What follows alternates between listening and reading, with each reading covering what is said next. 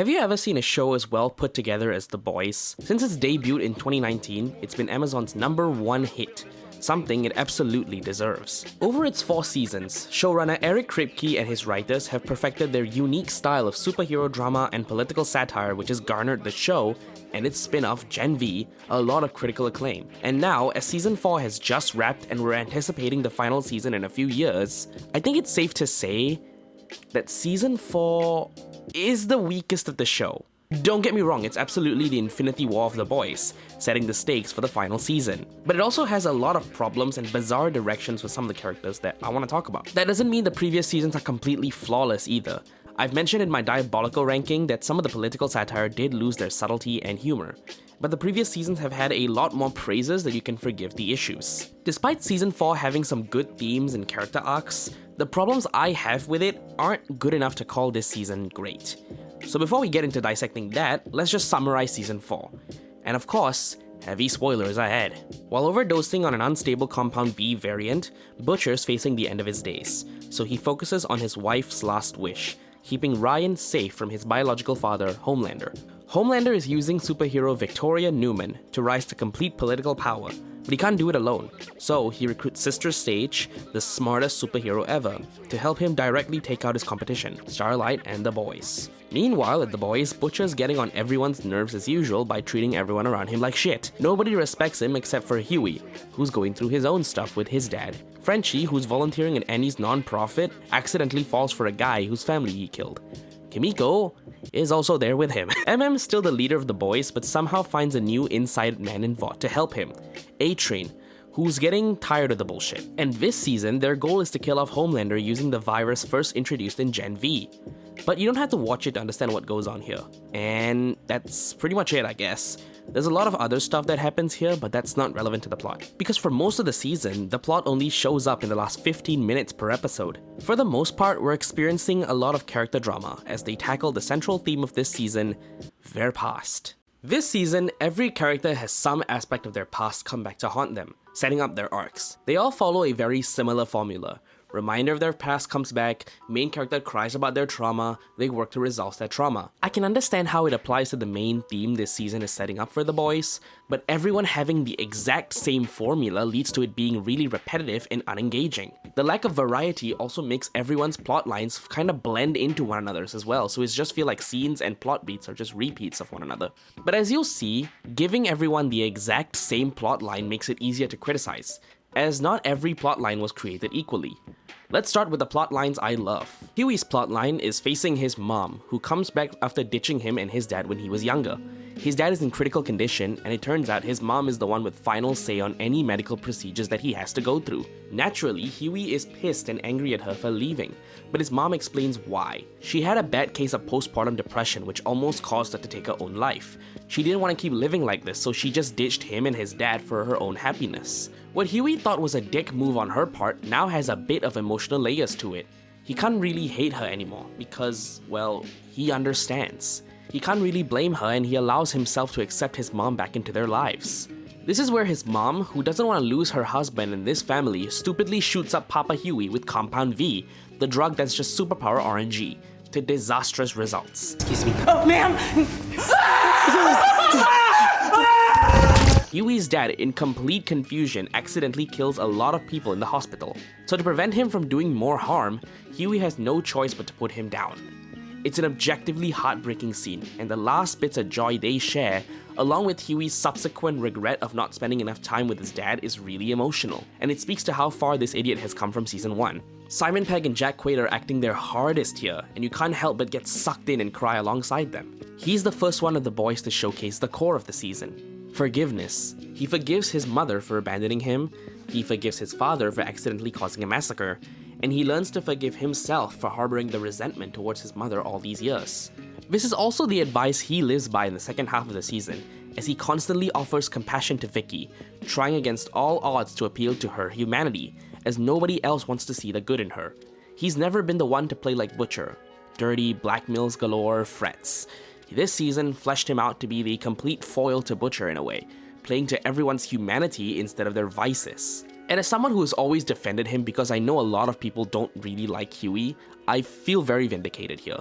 because you can see how his ideology of humanity and compassion being their weapon against the superheroes who lack them formed over the course of the season, resulting in him preaching it to the boys in the end. However, the second half of the season is also where he's put through hell in the name of comedy. He gets sexually assaulted multiple times, and everyone around him doesn't really care about the psychological impacts that would do to him. Especially his girlfriend Annie, a victim of SA from the very first season. If anything, Annie vilifies him? We'll get to Annie in a bit, because I want to touch on another plotline that I ended up really liking. That being A-Train's. Sometime in the middle of season 3, A-Train has been gradually getting disillusioned with the bullshit at Vought. The company he works for, Shark, doesn't give a shit about the danger their employees cause to people of color, people in his very community. This season brings that to a boiling point, as A-Train inadvertently causes a riot between Homelander's Redditors and Starlight's volunteers. To make it worse, he can't really be proud of his work to his nephews, as his brother starts shattering the illusion to them and telling it how it is. He never was a hero. He was just an entertainer who pretends to be one. Starts taking note of that and tries to recruit him to be a double agent against Vought to help them. Initially hesitant, A-Train takes the deal. Maybe out of guilt, maybe out of his own self-loathing of living a lie, maybe out of spite with treating poorly by Vought and Homelander. This puts him into the crosshairs of being the next one to die at Vought, and it turns into an internal conflict. Do the moral right thing or act in self-preservation? He chooses the former after he brings to a hospital to the awe of this kid watching. That's the first time he felt like a hero at all, and now he understands why the boys do what they do. Now he understands what being a hero is really about. So he does one final act of heroism for them. He steps in and helps them when Deep and Black Noir try to kill them, giving them just enough time to save themselves, and promptly goes AWOL from Vought, from Homelander, from everything. That's the last you see of him this season. I really like this character arc for him because of how natural A-Train's turn to the good side is. You can see the dominoes fall for this to happen, and you can see exactly where it clicks for him to completely submit to being the good guy. No screaming fans, no cameras. Nobody even knew, except for this one kid. That felt better than anything that I had ever done at Vought. Because for once, I didn't hate myself. You want to see him succeed and stick it to this company that, let's be honest, treated him more like a diversity hire than anything. And it says something that they managed to redeem the guy who basically set this entire show in motion by killing Hughie's girlfriend. Something even Hughie himself comes to terms with and forgives him for. That is commendable. On the other side of the same coin, we have someone who chose not to embrace their humanity and instead chose to destroy it as the season goes on. That being John Homelander himself. Captain America! I'm the fucking Homelander. This season, Homelander's biggest insecurity is that he's aging. He has his army of devoted Redditors who'll believe anything he says, but he's not gonna live forever. Like it or not, his body is still human, which conflicts with his growing god complex. He sees his human body and human feelings as weakness. Despite doing everything for Ryan, he throws a tantrum when Ryan isn't completely subservient to him. He's still looking for validation from the one person he considers his real family. Validation that he thinks he's not getting. But why does that hurt him? Why should that hurt him? If he's so desperate for love, doesn't that make him human? This sets him on a one-episode quest to quell his humanity, the thing that's holding him back from truly embracing his god status. And he does this by terrorizing the lab technicians where he was raised. It's an objectively horrifying episode, not only because of how sociopathic Homelander has become by forcing everyone to humiliate themselves to appease him, but because it paints subtle pictures of how he was raised by these lab techs. They used his craving for love as a way to make him subservient, they took away his privacy, they did god-awful experiments on him. They didn't really treat him like a human. To them, he was just a weapon Vought engineered. You almost feel sorry for him, but he doesn't. He doesn't forgive them for what they did to him. After that episode, he doesn't give a shit about anything and anyone, and he is willing to do anything to make sure that he is the most powerful being in America. And nowhere is it most obvious than how he treats Ryan. You called me Dad.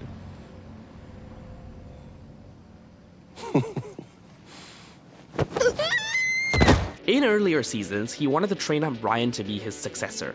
That doesn't mean with his powers alone. He wants Ryan to think like him as well, that ideology of superhero supremacy, where humans are the inferior species. Ryan's trying to subscribe to that worldview, but you can tell he doesn't really like how Homie implies humans are merely pawns to them. Considering his nature and how his mom raised him, he still wants to help people and be an honest-to-God hero, to use his powers for the good of humanity, instead of his own self-interests. And I love seeing how that directly conflicts with everything Homie wants him to be, and how Homie is trying to twist that good-at-heart motive to still treat everyone around them like shit.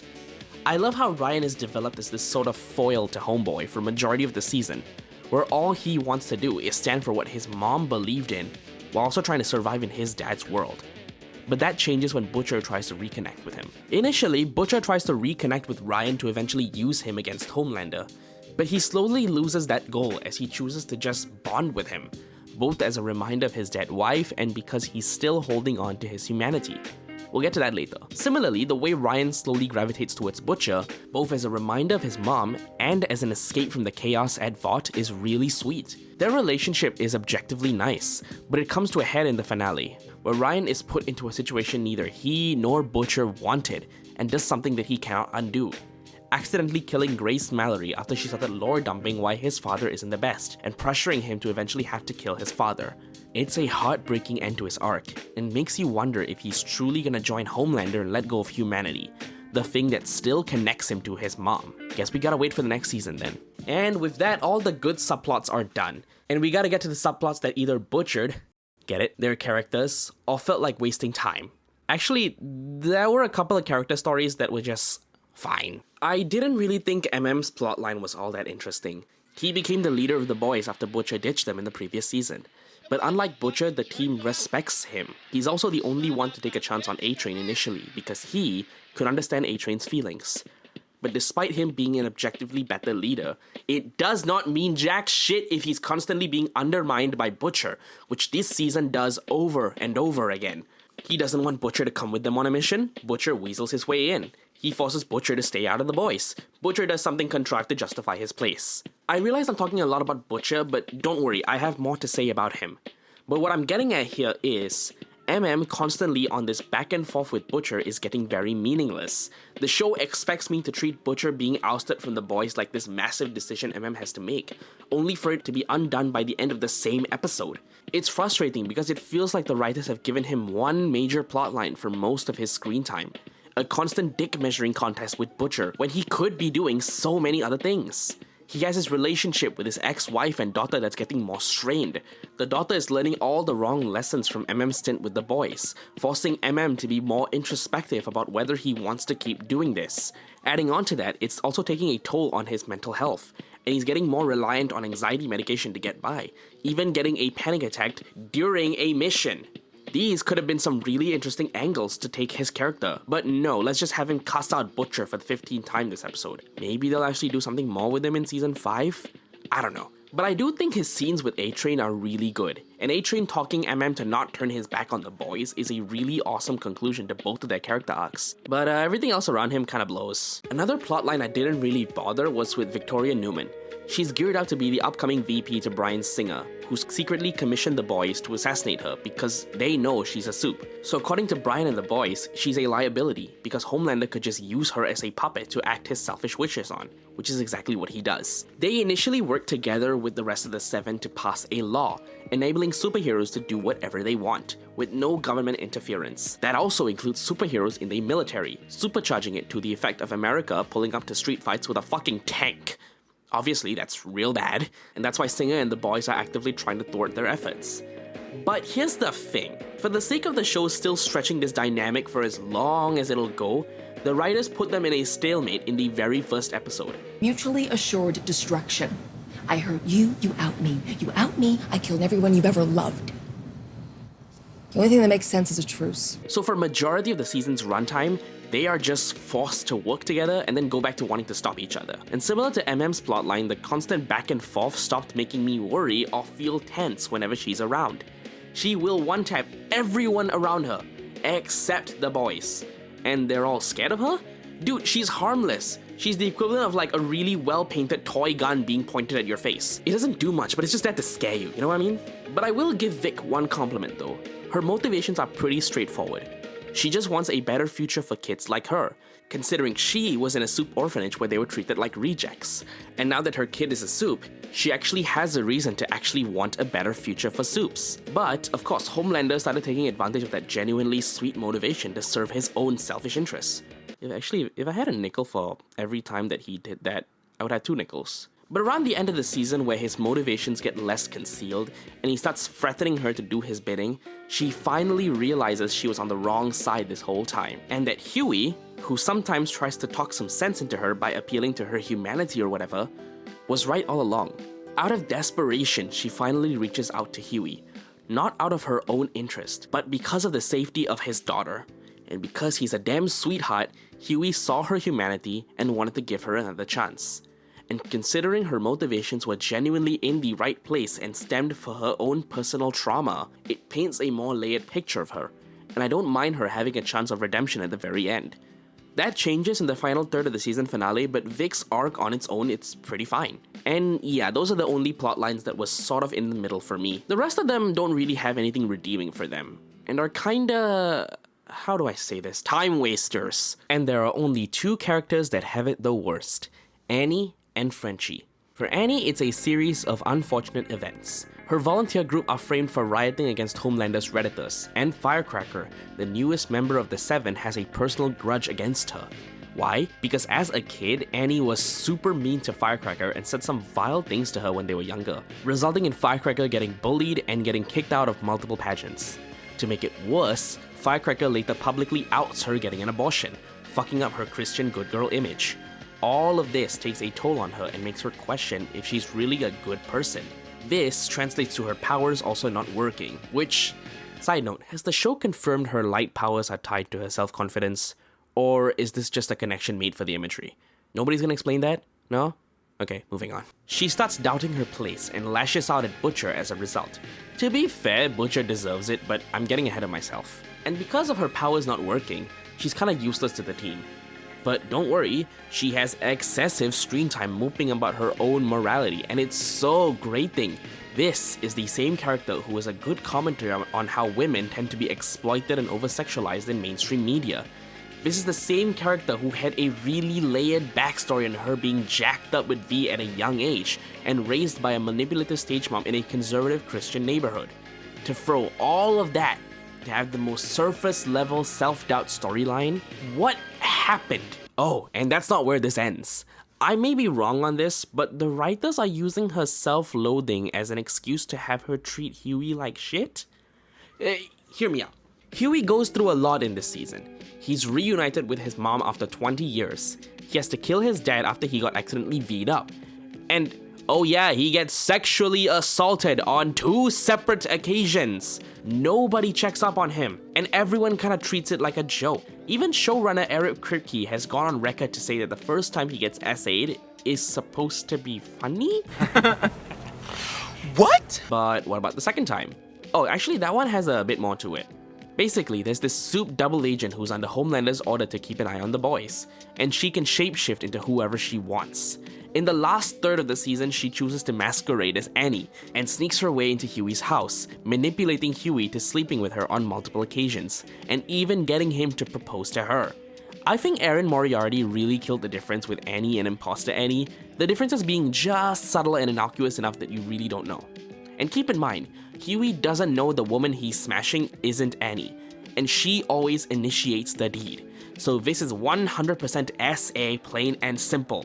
Either way, that's not the way the real Annie sees it when she finds out. She gets mad at Hughie and yells at him for cheating on her. She makes it about herself, projecting her own self-doubt onto the situation. Luckily, Hughie knows how to win her affections and trust back, but this argument came out of nowhere. Girl, your boyfriend was essayed and manipulated by a soup who was able to replicate every part of you. Why are you mad at him? Furthermore, her very first arc in this entire show was her getting essayed by the Deep.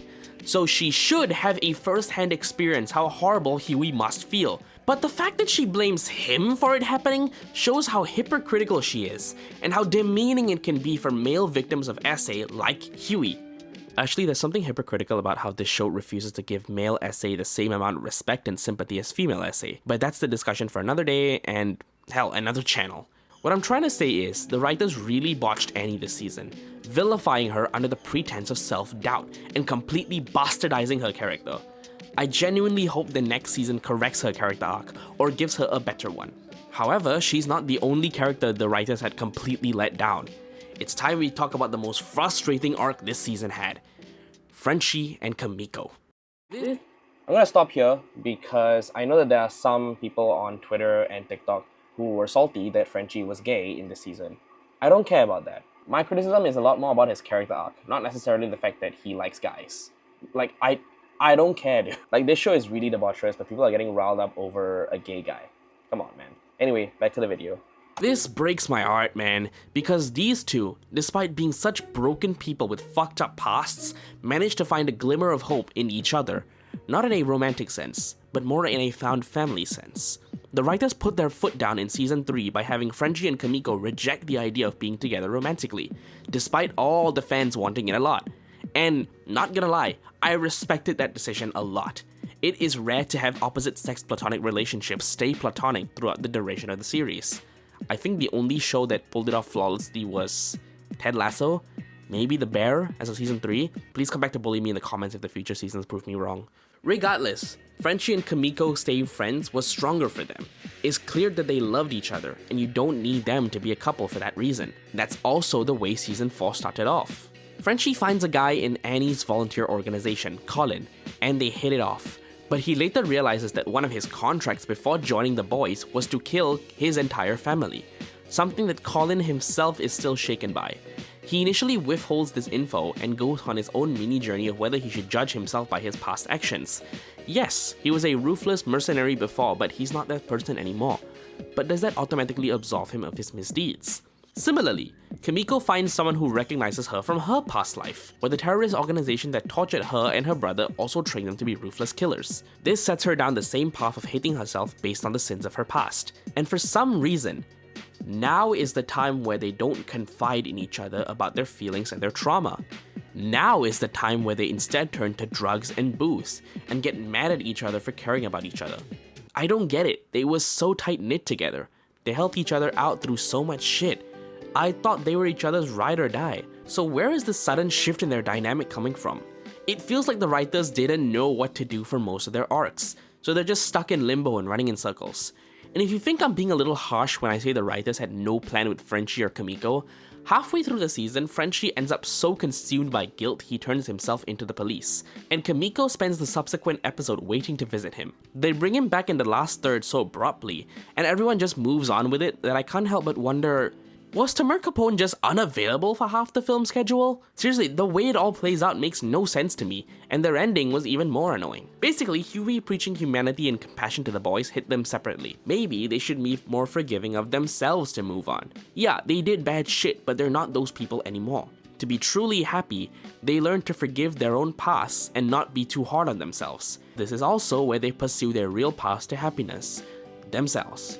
Going against their renunciation of them ever being a thing, they finally choose to be together. I've seen people online debate that this was the endgame plan all along, but if that was truly the case, you do not shut that notion down in the previous season by saying their bond is more familial than romantic. That just makes it more confusing. Is this a retcon? The characters changing their minds? The writers caving after a loud majority on Twitter criticized them for not making Frenchie and Kimiko a thing? If you already had an idea for how a relationship dynamic was gonna be, and you made that crystal clear, you can't just undo that later on because the ship culture started whining. The writers backpedaling on this is such a confusing and frustrating move, because it absolutely seems like they wanted to appease the shippers instead of sticking to their guns. Man, these two are given nothing to work with this season, and it hurts my feelings. Now, if you noticed, there's someone rather important I missed out. Someone who's considered the main character of the show. Someone who had the biggest arc in this season. I saved the best for last, baby. Let's talk about Butcher. Now, Butcher is a special case. He's built to be an asshole, but there's a meaning behind his madness here. He does some horrible stuff throughout the show, but there's always an explanation, so he's not completely irredeemable. At his core, he's supposed to be a tragic character. Homelander killed his wife and took his bloody son after all. He's so consumed by the loss of his wife and his vengeance for Soups that he's willing to burn every bridge to get what he wants. This season, he starts off with a massive shift in his status quo. He has just under 6 months to live thanks to the Temp V, and in the beginning, he accepts his mortality. Instead of trying to kidnap Ryan, all he wanted to do was to spend a day with him. He gives Hughie some solid and kind moral advice, which is really rare for him to do. This is also where he gets a representation of his humanity shine through, with Becca talking to him. Becca has always wanted him to be nice to people, to show humanity and compassion to get by, the very ideals Hughie grows into. And all she wanted, even in her final moments, were for Ryan, her son, to be protected and to be safe away from Homelander. And at this stage in his life, he genuinely tries that. I look back at my life, and all I see are the messes I made. I fucked it up, every step. And I ain't got time to fix it. He tries his hardest to show that compassion to everyone around him. But someone isn't happy about it. Enter Joe Kessler, a friend of Butcher's from his past. Joe and Butcher have great chemistry together, and it's kind of funny to see the contrast of Joe and Becca doing what they want Butcher to do. Joe knows the type of person Butcher was, and the fucked up shit he would do to get what he wants. We also know that version of Butcher Joe knows. He was from earlier seasons. But because of who he's trying to be, Butcher doesn't actively choose that path. That is, until the big reveal around the last third of the season, where Joe too is a figment of Butcher's imagination. Of them are innocent, okay? I know you. Shut your fucking cake hole, bitch! Wait a minute. You can see her. What the fuck's that supposed to mean? You're me. It's the girlfriend from Joker all over again. Joe was never there. Joe died years ago, and the Joe that's been interacting with Butcher is a manifestation of his vengeance, his anger, his evil tendencies. Also interesting that after this reveal, Becca doesn't show up again to talk to Butcher at all. He's completely given in to his worst tendencies, and is completely on Joe's side. Despite Butcher's best attempts to not go too far, even though we don't see Becca talking to him, we can feel she's still in there, and he's trying to do good by her. But what does Joe, i.e. Butcher's dark side, want? Simple, complete superhero genocide. And yes, that includes half the members of his own team, and Ryan, the boy he promised Becca he would protect. This idea scares him and everyone in his team. Yeah, superheroes suck, but complete genocide is not the solution. That is, until Ryan accidentally kills Grace in a fit of rage. That's where a switch flips in Butcher, where he completely let go of his humanity. Because the darker part of his mind is proven right, Ryan will end up being like his father. So he has no choice but to delete them all. He finally succumbs to his darker side, and is rewarded with a mutated superpower of his own. Tentacle hentai. Wait, he immediately puts it to work and one-taps Newman after she came to the boys for refuge. And I like how this scene sets up the ideological difference between Hughie choosing humanity and compassion versus Butcher going scorched earth and fucking shit up his way. You hate everything Butcher does, and how this season ends with him going solo to 1v1 Homelander in the White House. But because of how well his arc is written, and how it serves as a direct foil to Hughie's, even him actively rejecting Hughie's way of doing things, it is going to be so interesting to watch in this next season. Funny, I initially set about writing this segment with the goal of criticizing Butcher. How dare he completely turn evil? How dare he not listen to reason?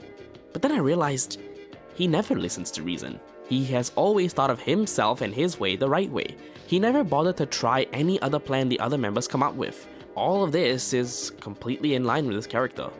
So, good job, writers. You followed through with his character writing. But hold off on celebrating just yet, because I have yet to go through the two most annoying aspects of this show. One of which being the humor. And before I start, look, I'm aware this is a point of contention for fans and critics of the show, and I'm aware that comedy is completely subjective. But I'm sorry, the constant satirical references to right-wing talking points are getting old.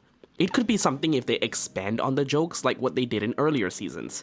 They still had the satire of the entertainment industry and politics, but they were used as the foundation for actual jokes and character arcs the writers were trying to do. In season 3, they dressed A-Train up in this tone-deaf ethnic attire as part of his arc. And while they did have their joke of it appealing only to the white people, It not appealing to the black people set up the animosity between A-Train and his brother. In the same season, they tried to make an analogy of how big companies acted in the wake of the George Floyd protests, after one of Vough's superheroes was called out for disproportionately terrorizing A-Train's community. The satire was there, but it was also the basis for A-Train's growing disillusionment with Vought and what he's doing. Okay, I keep harping on A-Train, but oh, here's one more example. Remember Queen Maeve? In Season 2, when Vought found out that she was bisexual, they monetized her sexuality, mislabeled her as gay to maximize appeal, and sold a shit ton of Pride-themed merch and advertising. They made Maeve a mascot for being gay, and for their ESG score. Again, there's an element of satire here, with how corporations tend to tout themselves being super progressive, when in reality, it's not really a big deal, and actively harms the communities they're trying to appeal to. But it was also a part of Maeve's character arc and her psychological war with Homelander. Look, I'm not against the satire of The Boys. If anything, I like how the show mirrors elements of our world's entertainment and political landscape. But the writing in earlier seasons was strong enough to make the satire part of the joke. This season, the satire is the joke. In earlier seasons, the satire was more general too. Yes, there are some political allegories here and there, how Homelander is the representation of how the US sees itself, how they label needless fatalities as collateral damage, but the satire was not only about politics. This season, there is an excessive amount of jokes poking fun at right-wing media and right-wing talking points. There's a complete episode about bullshit conspiracy theories with some casual racism, flat earther and anti-vax themes. Oh yeah, and Zionist minions. I knew it! The writers have been very upfront with revealing that Firecracker's framework was based on female right-wing politicians. Hell, Firecracker publicly shunned Annie for getting an abortion to deflect her getting caught fucking a minor. It is very obvious that a lot of the jokes in this season are just making fun of American right-wing media. But that's the thing, majority of your viewers aren't from America. And they sure as hell aren't that aware of or don't want to engage with the nuances and idiotic bullshit that is American politics. Not only does it alienate people outside of the know, the constant repetition is also really grating, as there's nothing more to the joke than how superficially stupid conservatives are. It's not all bad. I like the joke with that overstuffed Vought cinematic universe and that one Batgirl reference in episode 8, but those are few and far between, and they are overshadowed by the 15th joke about the woke mob. I feel like the writers can write better jokes, and in a greater variety, if they turned off Tucker Carlson for like 5 minutes. But based on the response from showrunner Eric Kripke implying that he's gonna double down on the political jokes, that's wishful thinking. Another annoying aspect of the show is the stakes, or lack thereof. I don't really know if this is a flaw or just part of how the show was written, but this bugged me while watching the show, so I want to bring it up. This season started with 2 ticking clocks: the presidential election before Newman and Homelander have unlimited power, and how long Butcher has before his cancer kills him. But for some reason, nobody else cares about either of this, because they're all too busy with their own shit. Hughie leaves to sort out his mommy issues, Frenchie has the morality complex, Annie and MM are too busy fighting with Butcher, so the overarching threat is such a non-issue with the overall season. There isn't any stakes or sense of urgency, due to the fact that, again, everyone is having their own storyline. If you wanted to make this season more character-driven, don't make the plot as big as Homelander will take over the country. And if you still want a big central conflict, at least have a sense of urgency with everything. The characters will tell you that they're running out of time, but proceed to waste their time with interpersonal drama or side questing away from the main plot. It feels like nobody's taking the looming deadline super seriously. And if they aren't, why should the audience? Another thing that adds to this problem is how the main characters have a little thing I like to call plot armor. They escape literally every major situation unscathed and with barely a scratch, even with situations they are not supposed to. The only character they are free to mutilate seems to be Kimiko, purely because she can regenerate fairly easily. Take the scene where Newman's husband finishes the soup virus TM. As a last-ditch effort of escape, he stabs it into Kimiko and runs off. Lucky for us, the virus takes its own sweet time to infect Kimiko, giving Frenchie enough time to saw off her leg. Isn't the virus supposed to be instant? Isn't the virus supposed to be so powerful it would cause a complete genocide? Wasn't that what they asked for? The point I'm trying to make here is that Kimiko should not have survived that. But hey, thank God for the plot armor, right? This also extends to every major action set piece the season throws at us, excluding the one at the bat mitzvah. The murder sheep, for some reason, only target the faceless agents Newman brought with her, and not the main cast. The same sheep that can break fences are barred by barn doors, as the main cast spend hours inside talking strategy and bickering. And the one casualty they do have from the main cast was revealed to be part of Butcher's plan all along. Dude, the plot armor with every main character was so strong that I had no worries that they would get hurt or even die at all throughout the runtime of the season. And you see how that's an issue when the characters mention they are constantly in active danger all the time? Something else the characters mention is how they want out of this life. They want out of the boys for one reason or another. Kicks Butcher out for behavioral issues. Frenchie turns himself in, leaving the boys. MM's anxiety gets the better of him and he considers leaving them behind to be with his family. But due to something or the other, they stay. Butcher does the bare minimum to warrant him staying, and he also yanks Frenchie out of prison. A-Train convinces to stay and keep fighting, which is a really good scene, not gonna lie. But no matter how bad the character conflicts get, they mostly end up at the same place doing their missions and work through their issues fairly quickly. So again, why should I care? With how they survive every major action sequence with some ex machina or plot armor, and with how the lineup never changes despite everyone hating Butcher, everything feels so inconsequential, which is a problem when majority of the season is setting up massive changes for the final season. And as much as I love the finale and where everything is left in the end, the lead up to it was so uninteresting, frustrating, and tediously slow. Which leaves me with one last question. Do I think the final season is going to be good? Honestly, yeah, it's the boys. It isn't gonna be that bad. Furthermore, Kripke knows what he wants to do with the show's conclusion. Kinda why season 4's finale is low-key the best episode of the season. But do I think it's gonna go back to the excellent quality of the earlier seasons? As much as I want to believe it will, I don't think so. Kripke has gone on record with him doubling down on the political satire, and I'm pretty sure that the current presidential election is giving him and his writers' room more than enough fodder for material. I do hope they improve Annie as a character, and maybe kill off a few of the main cast. I'm not that interested in the final confrontation with Homelander and Butcher because their animosity and constant back and forth has gotten very tiring. Dude, if Butcher was that big of a threat, Homelander could just easily one-tap him in 2 seconds.